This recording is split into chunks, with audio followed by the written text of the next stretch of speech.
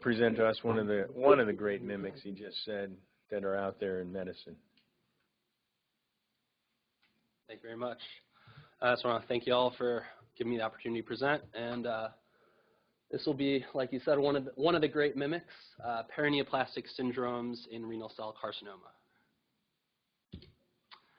So some brief epidemiology before we get started. There are about 65,000 new cases of renal cell carcinoma diagnosed annually in the United States.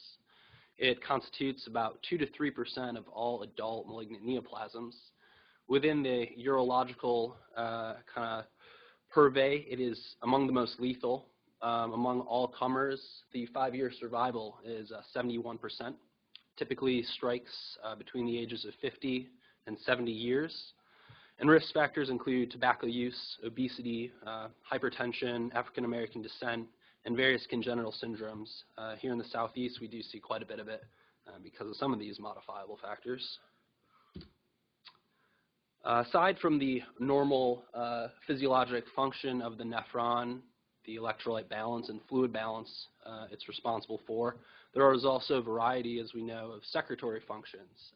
The conversion of 25 to 125 dihydroxycalciferol, the secretion of renin and erythropoietin, as well as the secretion of various prostaglandins in efforts to maintain physiologic vascular tone. In malignancies derived from cells of the nephron, these sort of normal secretory functions, which are typically under very cautious balance, can go awry. And the unregulated production of a lot of these secretory autocrine and endocrine substances can be responsible for some of the variety and the high frequency of paraneoplastic syndromes in renal cell carcinomas. In the urologic literature, the incidence of paraneoplastic syndrome within renal cell carcinoma is quoted somewhere between 10 and 68%. This is obviously a pretty useless range of percentage, and I think what it reflects is the lack of standardization in the definition and the reporting kind of standards of what really constitutes a paraneoplastic syndrome. So before we go any further with this talk, I just kind of want to set down the definition that I'll be using, and I think it's pretty fair. It's a set of signs and symptoms triggered by a malignant tumor which cannot be associated with its primary site or metastasis. So this is a diagnosis of exclusion. It can be secondary either to direct humoral secretion of the tumor or secondary to the body's immune system's response to the tumor. But again, a direct kind of metastatic effect is not truly considered a paraneoplastic syndrome, and I'll kind of illustrate that later on with some examples. So what I'll kind of do in the first part of this talk is discuss some of the more common paraneoplastic syndromes, and then I'll go into what I found to be some more exotic examples that are reported in the literature. But briefly, just to highlight the vast variety of paraneoplastic syndromes, I've kind of produced this table. So tumor secretion of ACTH has been reported to cause Cushing syndrome. Hyperprolactinemia and gynecomastia have been reported secondary to tumor production of prolactin and beta-HCG. Hypercalcemia is a common paraneoplastic syndrome that we'll be talking about more, secondary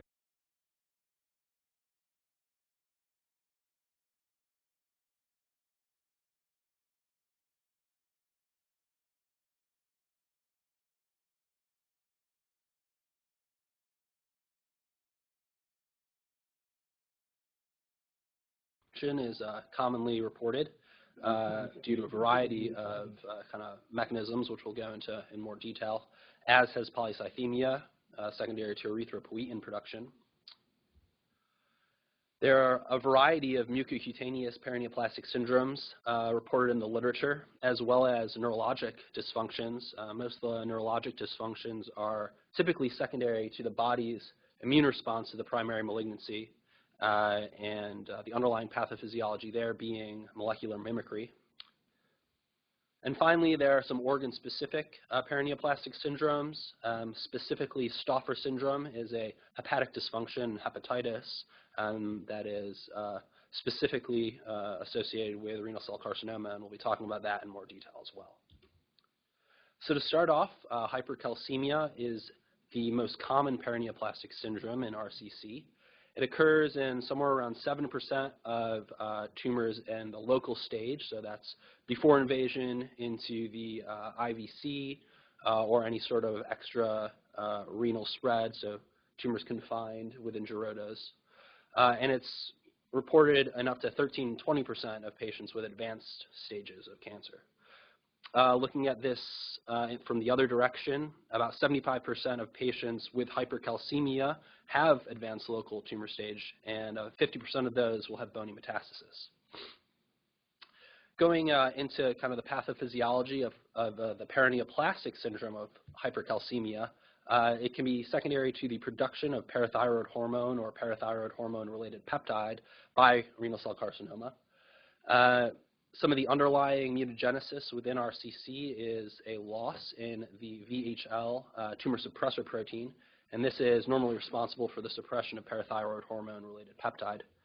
Additionally, renal cell carcinoma can result in increased conversion of 25-hydroxy to 125-hydroxy vitamin D, which of course increases serum calcium by intestinal absorption and decreased loss of calcium by the kidneys. And then various other inflammatory cytokines produced by the body in response to the primary malignancy are also described as contributing to hypercalcemia.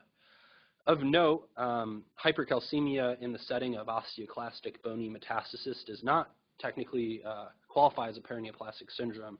As I touched on earlier, the direct metastatic effect does not kind of constitute as that overall system-wide paraneoplastic syndrome.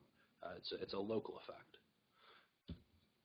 So briefly, pathophysiology behind parathyroid hormone or parathyroid hormone-related peptides, contributions to hypercalcemia, increased bony turnover, decreased loss of calcium in the urine, and increased calcium absorption in the gut. Signs and symptoms include overall body weakness and asthenia, headache, cachexia, nausea, vomiting, constipation. And typically, the hypercalcemia and the symptoms it is associated with do respond to nephrectomy.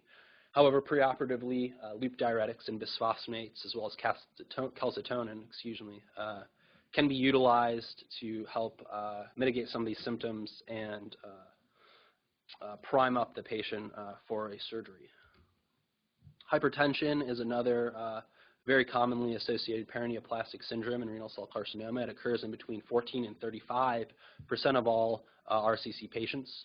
In contrast to hypercalcemia, hypertension is typically associated with patients with lower grade RCCs, specifically clear cell tumors. It's secondary to neoplastic proximal tubule cell secretion of renin, as well as malignant production of erythropoietin. We classically associate erythropoietin with increased red blood cell genesis, but it also does have direct vasopressor activity. Like hypercalcemia, there are non-paraneoplastic contributions of direct tumor compression of the renal arteries to hypertension. This decreases the GFR and leads to a physiologic elevation in renin. I think that the broad range in incidence reported of hypertension in RCC patients is kind of secondary to both the fact that there are non-paraneoplastic and paraneoplastic causes for hypertension, and because they are both associated with increased renin, it can be difficult, perhaps, to differentiate the two. Polycythemia is another very common paraneoplastic syndrome in RCC. I spoke about the von Hippel-Lindau tumor suppressor protein earlier, and again, it kind of comes into play with polycythemia.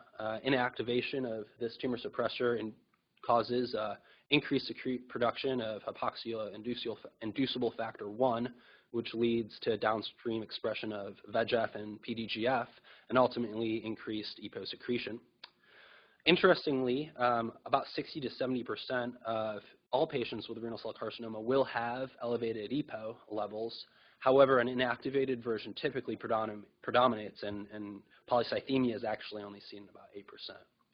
Symptoms include nausea, vertigo, pruritus, especially in a hot shower, and headache. And more serious kind of perioperative implications include stroke and pulmonary embolism. And these can be avoided with early detection and early treatment with controlled bleeding, especially in the perioperative setting when stroke and DVT and pulmonary embolism are kind of greater concern. Stauffer syndrome is a liver-specific paraneoplastic syndrome reported in renal cell carcinoma, also known as nephrogenic hepatomegaly. It occurs in up to 13% of organ-confined RCC and in 20% of all stages of renal cell carcinoma. It's kind of a broadly defined syndrome of hepatic dysfunction and nonspecific hepatitis, characterized pathologically by lymphovascular infiltrates and intrahepatic cholestasis and hepatosplenomegaly. It's associated with elevated transaminases and also decreased synthetic function of the liver, as highlighted by prolonged PT times and hypoalbuminemia. Again, to truly qualify as a paraneoplastic syndrome, it must be in the absence of metastatic disease and metastatic contribution. So you have to rule out the presence of hepatic metastasis for this.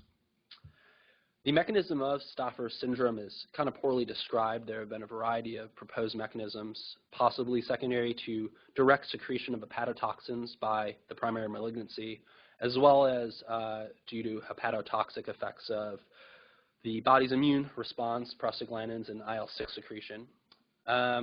Typically, it does resolve with nephrectomy, and the persistence of elevated transaminases and poor synthetic function following nephrectomy typically indicates the presence or of viable tumor following nephrectomy. This is a comprehensive review and a proposed updated diagnostic criteria for Stauffer syndrome. Really, just what I want to point out is there are perhaps two variants and possibly two unique syndromes that are described, essentially with or without jaundice and with or without hyperbilirubinemia. This review also noticed that the majority of cases do occur in the context of right-sided renal cell carcinoma, indicating some sort of geographic effect of the tumor itself. And practically speaking, the poor hepatic function and decreased synthetic function of this syndrome does predispose the patient to surgical bleeding. And perhaps they are better managed with total nephrectomy, which has a lower bleeding risk than partial nephrectomy. So now I'll kind of go on to some more exotic and less common paraneoplastic syndromes associated with renal cell carcinoma. Briefly, some mucocutaneous paraneoplastic syndromes reported. Erythema geratum repens, as shown in the upper right there, is a pretty remarkable circumferential rash pattern that's been reported, as has the scaling ichthyosis. These can be kind of interesting presenting signs and symptoms of renal cell carcinoma. Pemphigoid and Still's disease have also been described. This is a pretty interesting case report that I came across.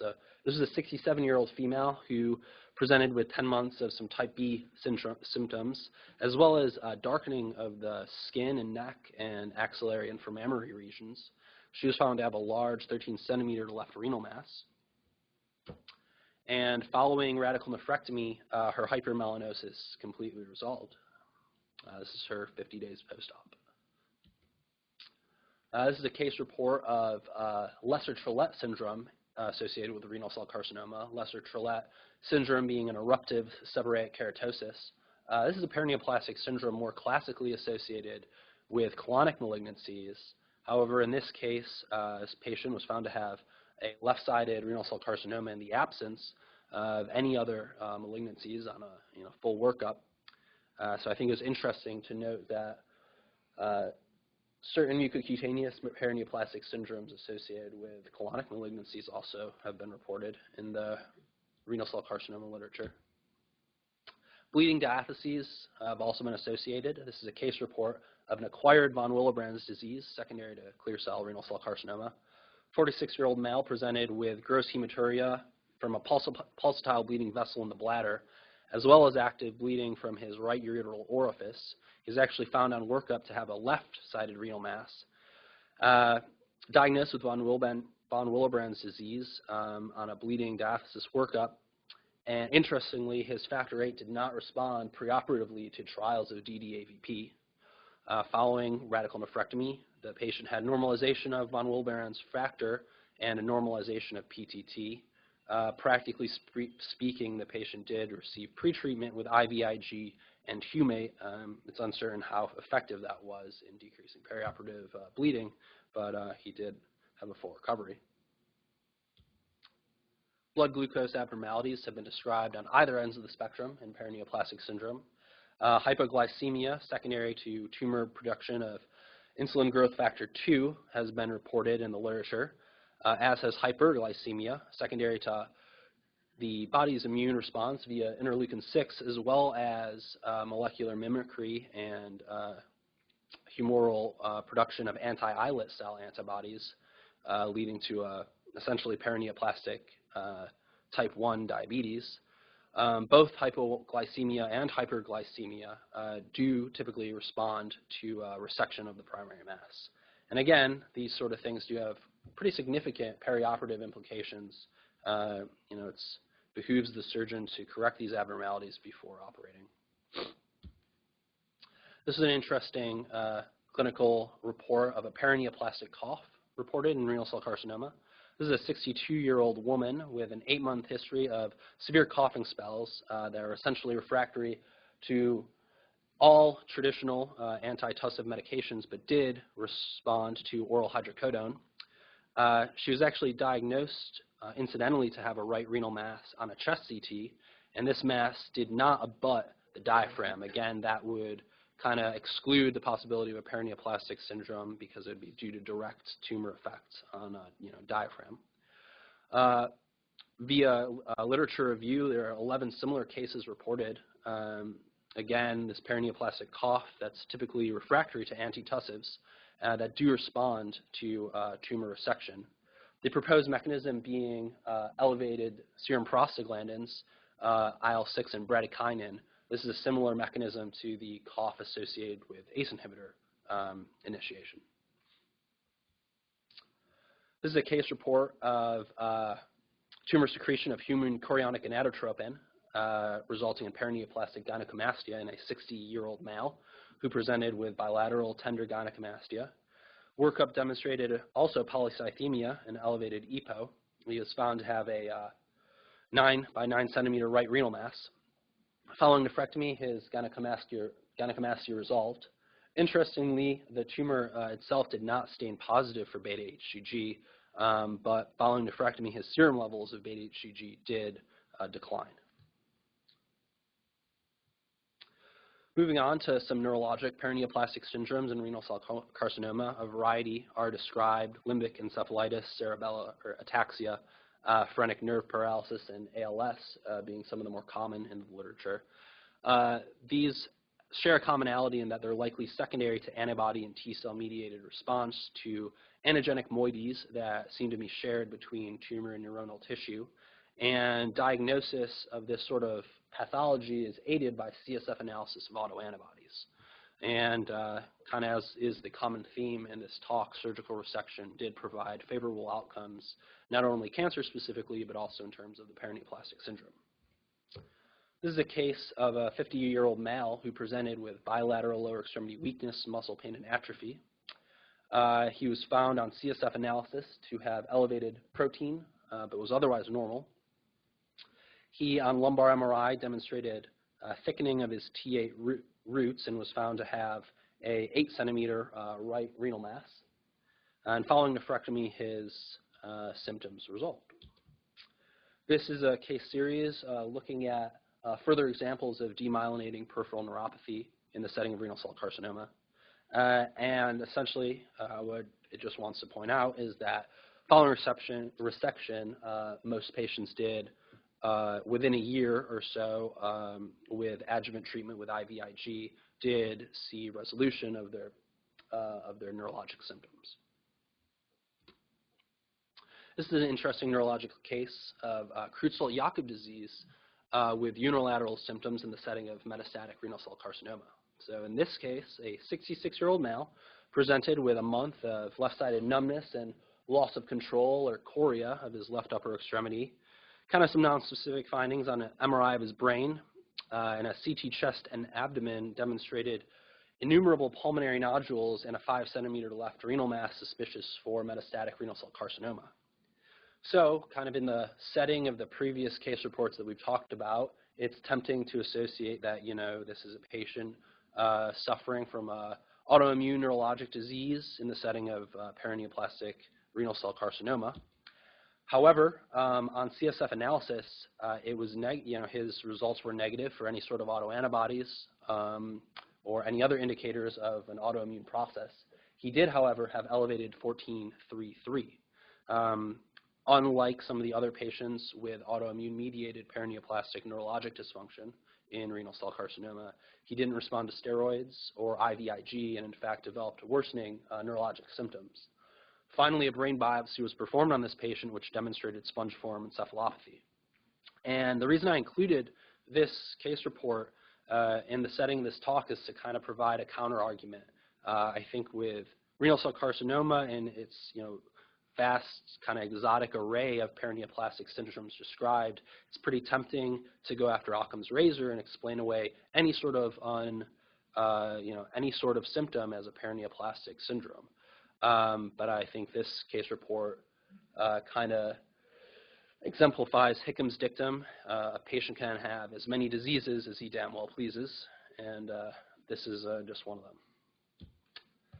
So moving on, now I kind of want to talk about some more practical implications of paraneoplastic syndromes and its prognostic information on disease progression. Broadly speaking, the incidence and severity of paraneoplastic syndromes is not proportional to tumor size or metastatic spread. It's not always associated with a poor prognosis. However, it is safe to say that recurrence or persistence of these syndromes following resection of the primary tumor is typically a poor prognostic indicator and does imply that there is some tumor left behind. This is a study, retrospective analysis, that looked at over 1,000 patients with resectable RCC and paraneoplastic syndrome and attempted to answer the question whether or not there's an association between advanced stage RCC and paraneoplastic syndromes. And they compared RCC staging at the time of presentation with local versus local advanced disease. And interestingly, they found that certain paraneoplastic syndromes did have the tendency and were significantly associated with presentation in more advanced disease compared to others. So specifically, hypertension and hypercalcemia are associated with patients who presented with more local advanced disease, whereas other sort of paraneoplastic syndromes do not demonstrate that association. This is a retrospective analysis of almost 3,000 patients undergoing nephrectomy for localized RCC. And it attempted to answer the question of whether or not paraneoplastic syndromes are associated with adverse prognosis overall among patients with RCC. So on univariate analysis initially, the authors of this study suggested that paraneoplastic syndromes were associated with inferior cancer-specific survival and trended towards shorter progression-free survival. However, after performing multivariate analysis on these patients, it was found that this relationship was not maintained, and that largely this outcome or this observation was secondary to increased incidence in paraneoplastic syndromes among patients with higher grade disease. So essentially, patients with higher grade disease who implicitly have worse prognosis are more likely to have paraneoplastic syndromes, but among all comers, the presence or absence of paraneoplastic syndromes did not affect tumor survival or overall survival. And finally, I want to talk about some perioperative implications of paraneoplastic syndromes. So we talked about Stauffer syndrome and some of the acquired bleeding diatheses. Obviously, coagulopathy in the setting of any sort of surgery is something of concern. Impaired hepatic synthetic function can impair coagulopathy and bleeding control. This has implications specifically in nephrectomy when making a decision between partial versus total nephrectomy. Partial nephrectomy obviously having higher bleeding risks and perioperative morbidity and mortality. Anemia secondary to humoral secretion of IL-6 or tumor secretion of ferritin and lactoferrin can have perioperative implications, as can hypo and hyperglycemia. And of course, electrolyte abnormalities should be mitigated prior to operation in order to decrease any sort of avoidable perioperative problems. So in summary, there is an abundance of paraneoplastic syndromes associated with renal cell carcinoma. The prognostic implications associated with larger tumor, worse nuclear grade, and more advanced stage, but not necessarily associated with the presence or absence of paraneoplastic syndromes. And finally, depending on the syndrome, there are perioperative implications to be considered, and it is important in identifying these abnormalities early and avoiding any adverse operative outcomes if possible. That's about it.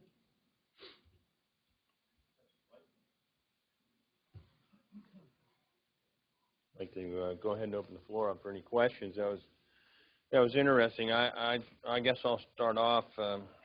You mentioned that many of the paraneoplastic syndromes go away after nephrectomy. Mm-hmm.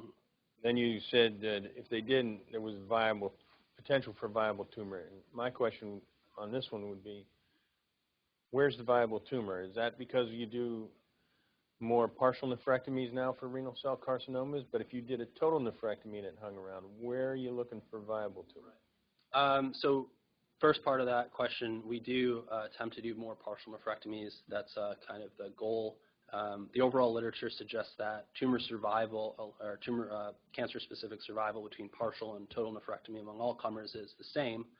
However, overall survival, it does have a benefit significantly with partial nephrectomy due to the kind of increased preservation of nephrons. So that is typically the goal. So in that case, certainly tumor could be left behind if complete resection wasn't the case. Otherwise, metastatic spread perhaps could be responsible, or like micrometastatic spread could be. Is renal cell carcinoma one that can be detected with PET scan?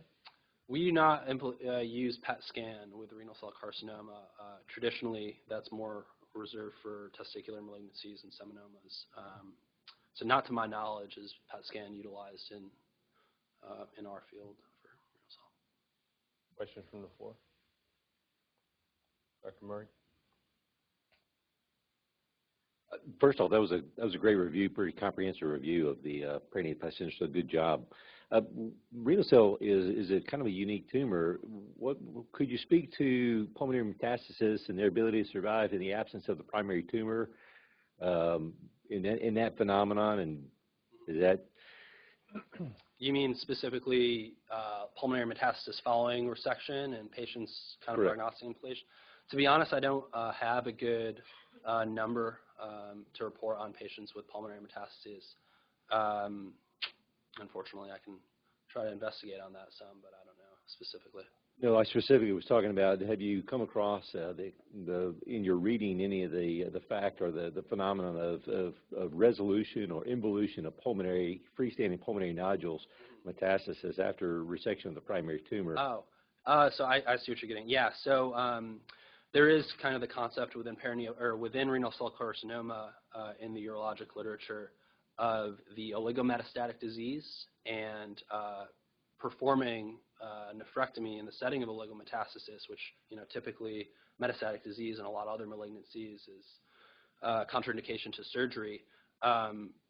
Essentially, the body's immune response to these kind of oligometastases are pretty profound, and there is a statistically significant increase in tumor-specific survival following, palliative primary resection in oligometastatic disease. I believe that once there are multiple sites of metastases and multiple organs affected by metastasis, the survival benefit is no longer as strongly demonstrated.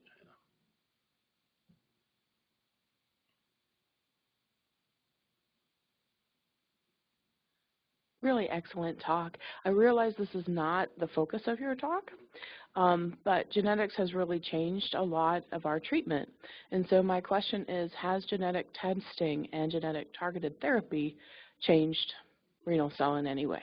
Absolutely. So there are kind of two prongs to the genetic kind of implications for RCC. First off, there are several very well described genetic kind of congenital diseases that are associated with renal cell carcinoma. Tuberous sclerosis, von Hippel-Lindau, and Birt-Hogg-Dubé being the kind of most common ones. As far as the management of those, specifically with von Hippel-Lindau, because these patients have an extremely high rate of not only primary RCC, but also metasynchronous development of RCC, every sort of attempt possible is made to perform partial nephrectomies on these patients, just because you want to save as many nephrons as possible with these patients, because they're very likely to need further tumor resection and in the future. So whatever kidney you can kind of save, the better. As far as genetic kind of treatment for all comers of RCC, traditionally metastatic disease was treated with kind of big gun interleukin-2 therapy. Recently, some of the mTOR inhibitors have been more commonly utilized, so the tacrolimus and sirolimus have become kind of the mainstay as far as a metastatic disease. And again, this is kind of underlying that there's a very well-described mutagenic pathway with the von Hippel-Lindau tumor suppressor protein loss and that sort of. Any other comments or questions from the floor? Well, all righty. Well, thank you very much for bringing that to us today. And